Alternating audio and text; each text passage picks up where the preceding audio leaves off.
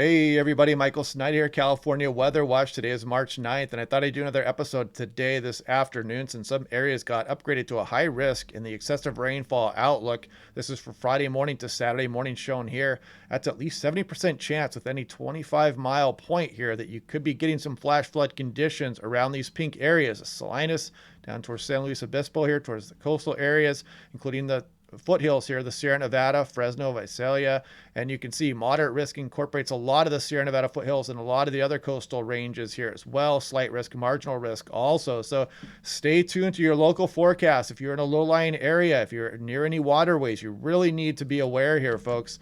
And this is a wider view of things here. You can see much of the state is included in this risk as we go through Friday morning, again into Saturday morning, and you can see this extends even into Nevada here as well. Now, these high risk days are a big deal here. You can see most of the flood related damages occur during these high excessive rainfall risk days. And you can see most of the fatalities do as well. And the moderate is another substantial percentage there also, which a lot of California falls under. So we really have to be heads up here, folks. I mean, we'd rather this to be prepared and for people to say it wasn't as big a deal as forecast versus having, fatalities on our hands here, because these conditions are ripe across the state for some pretty significant flooding. This is looking for some key messages here. And if you look at here, this is potential snow load impacts. The higher terrain here, especially, there's so much snow on the ground and on the structures out there, and you're going to get huge amounts on top of this, probably very wet snowfall as well, very heavy. So it's going to be some extreme impacts up there. Just have your heads up for that. And 5 or more inches for some of the areas in the blue rainfall. And we're not exactly sure where the freezing level is going to be. So if you're up above 6,500 feet and you see it pouring rain, that is not a good sign, folks. So hopefully the snow levels stay a little bit lower than forecast here. We pile up the snow and we can melt it at another time a little bit slower, because we don't want this all melting at once. There's huge amounts of snowfall, water equivalent, across the Sierra Nevada right now. This is looking at the snow forecast, and look at some of these totals. I mean, you got Carson, Ebbets, Sonora, and Tioga Pass, all with forecasted over 100 inches of snow coming up here, and these high snow levels as well, and they're going to be fluctuating back and forth. So hopefully a lot of this, these freezing levels are not too high when the bulk of this precipitation happens.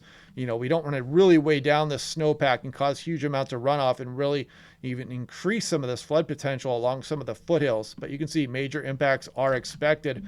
Now, this is looking at the GFS.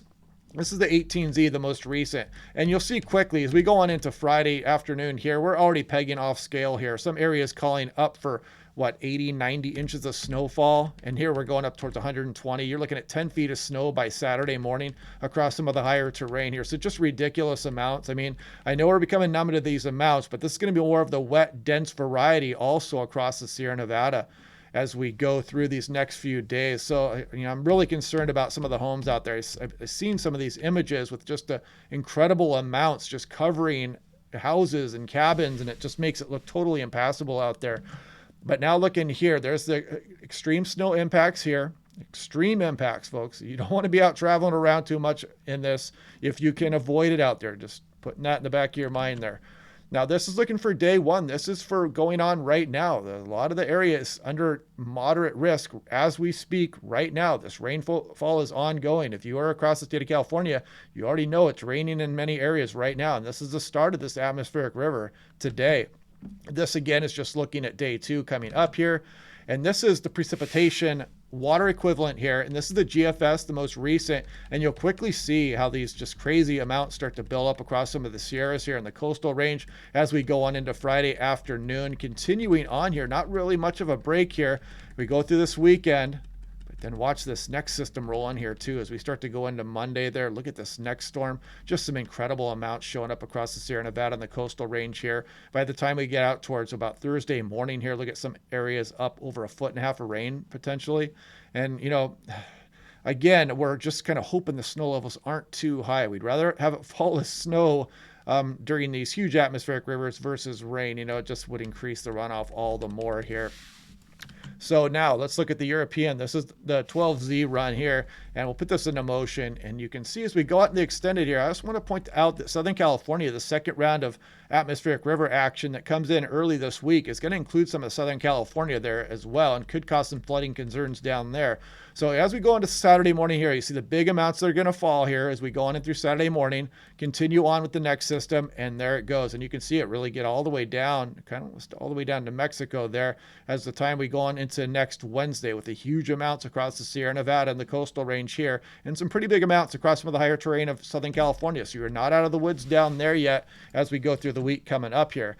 And this is looking at precipitable water anomaly percent of normal. So here comes the atmospheric river. This is very current to the time that's going on right now. I think we're about 4 p.m. Pacific Standard Time. So here we go. This is current. And you can see this atmospheric river just bearing down on the Sierra Nevada, just relentless. And look at some of these totals here. Almost 600% of normal showing up in this morning's European run for precipitable water. Just incredible amounts here. And we're not done, not by a long shot here. As you can see, we continue to keep the abnormally high precipitable water around the area here. And then here comes the next system as we go on in through Monday. Another big shot of subtropical moisture across the state here as we go on in through Tuesday. And hopefully this thing doesn't hang out for long. I mean, I'm going in 3-hour chunks back and forth here. So this is kind of concerning here, folks. We're right on the start of this atmospheric river. We're just kind of crossing our fingers that something gives here and it's not quite as bad as forecast, because it looks kind of sinister as of this moment. This is Mammoth. You can see this is at 7,100 feet, and you can see the freezing level spike above 10,000 feet here as you go through the day Friday. That's going to be a problem there, as you know, and that's why this flood risk is getting that high risk along some of the foothill areas there, because places really below 6,000 and 5,000 feet could be experiencing some significant snow melt here, and that would just exacerbate the flooding even more. And right now there is some disagreement in the models, excuse me, just how high the freezing level is going to be. So, but anyway, you can see atmospheric river 1, 2, and then potentially another system on in through next weekend with some high snow levels and freezing levels there as well. Now, in the discussion here, they did mention some of these. I tried to pick out some of the highlights, and they mentioned the freezing levels between 9 and 9,500 feet during the bulk of the heaviest rain. That would be an issue in it of itself right there, that it's above a lot of the higher terrain there. Further south, snow levels may get as high as 11,000 feet, freezing levels roughly 1,000 feet higher than 24 hours ago. So we've kind of uptrended as we've got right up into this atmospheric river here. It looked like yesterday the freezing levels got brought down a little bit again, and now we're kind of trending back upwards. So let's just hope maybe it's off by a little bit here. And they talk about the well above normal snowpack in the Sierras. There's incredible amounts of water stored there. And the soils also remain near saturated area wide.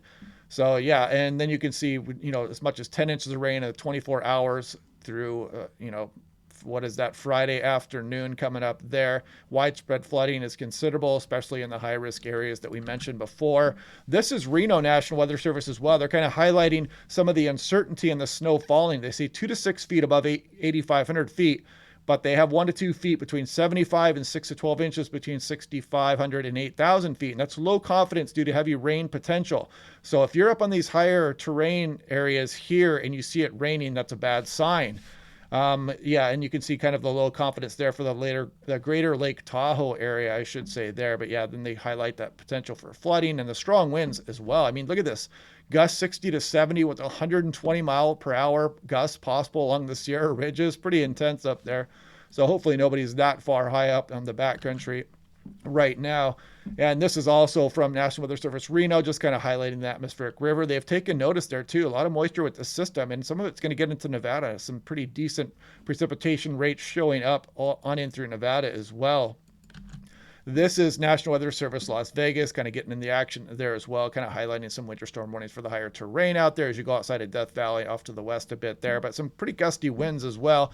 Watch out, high-profile vehicles down there across Las Vegas, out for the desert areas, all the way on into Arizona here. St. George could get some gusty winds as well. And, of course, probably the higher you go, the bigger the wind gusts are going to be. So heads up for that. I know the big rigs out there want to know about those gusty winds as well. So let's, kind of give them some room out there if you're out driving out and about.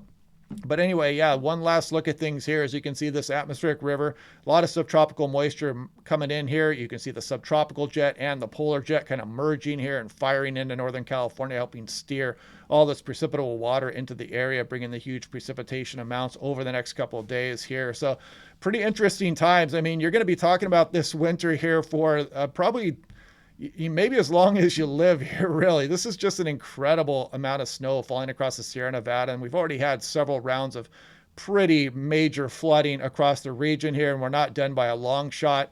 And now we've got all this kinetic energy up across the Sierra Nevada as well, and it's just waiting to come down, and hopefully it doesn't come down too quick, because you know how it goes as you go on in through March and into early April here, things are going to get warmer, and hopefully we don't have some severe flooding as we go on then through spring. But anyway, yeah, we'll do another update tomorrow morning. I'll probably do a video later. I need to identify these weather station winners coming up here. I've been kind of busy today, so I got to check my inboxes and whatnot. But anyway, if not, I'll do a video later on today, and I'll do another weather station giveaway if they don't come forward to collect their prize. But yeah, stay safe out there, California. We'll do another video update tomorrow, and I will talk to you guys then.